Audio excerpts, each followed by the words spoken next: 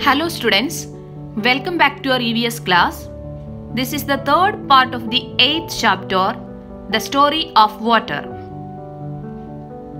In this session, we are going to discuss about water cycle. Water changes from one state to the other through the processes of evaporation, condensation and precipitation. This is called the water cycle. So students, what are you going to study today? We are going to study about water cycle. Water changes from one state to the other through the processes of evaporation, condensation and precipitation. This is called the water cycle. First, let us study about evaporation.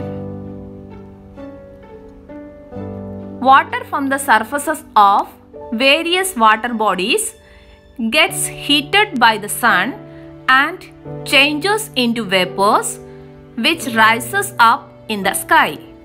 This process is called evaporation. So children, what is evaporation? Water from the surfaces of various water bodies gets heated by the sun and changes into vapors which rises up in the sky. This process is called evaporation. Next, let us see what is condensation.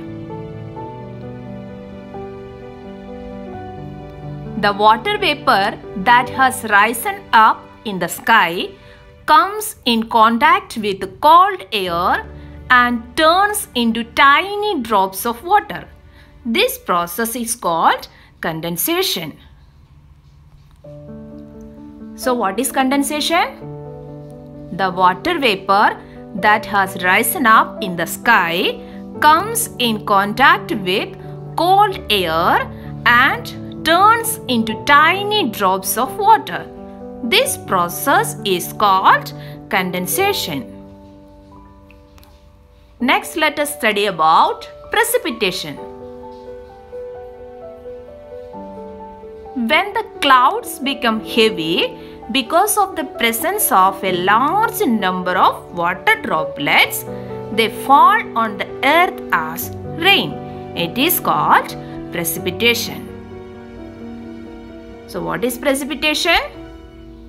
When the clouds become heavy because of the presence of a large number of water droplets, they fall on the earth as rain. It is called precipitation.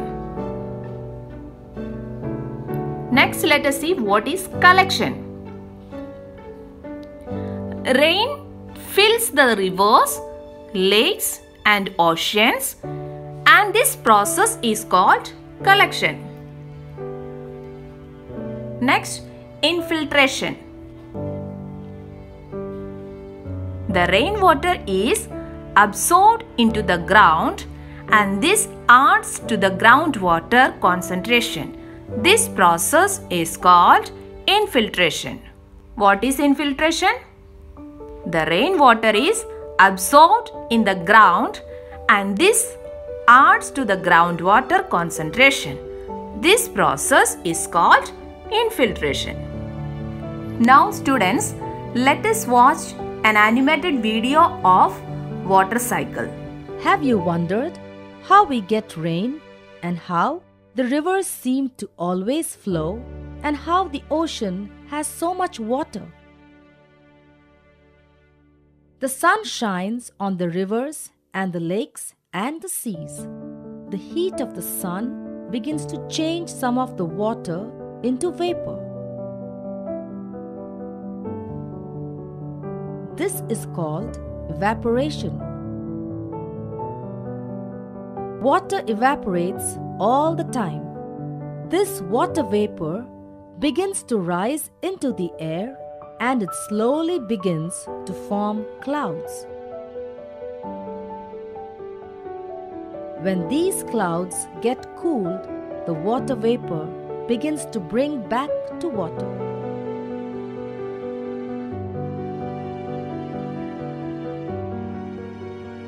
Since the drop gets too heavy for the cloud, it falls down like rain.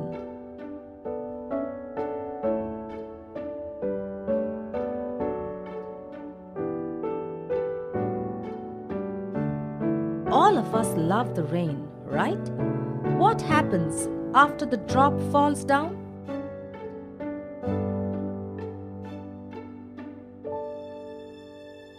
Some of these drops form puddles which begin to flow into small streams. These streams join larger rivers, and these rivers join lakes and then the sea.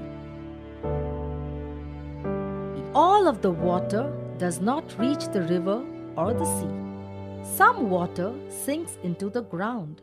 Springs are formed with this water. We can also reach this water by digging wells.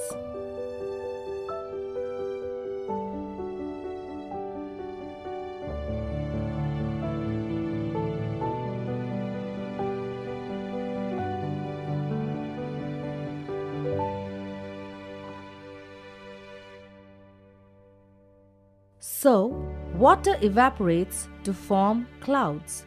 These clouds condense as rain and fall back to the earth again.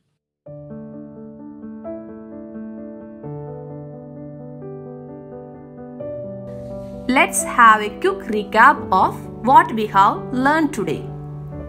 Today we have learned about water cycle. Water changes from one state to the other through the processes of evaporation, condensation and precipitation. This is called the water cycle. So students, what is water cycle?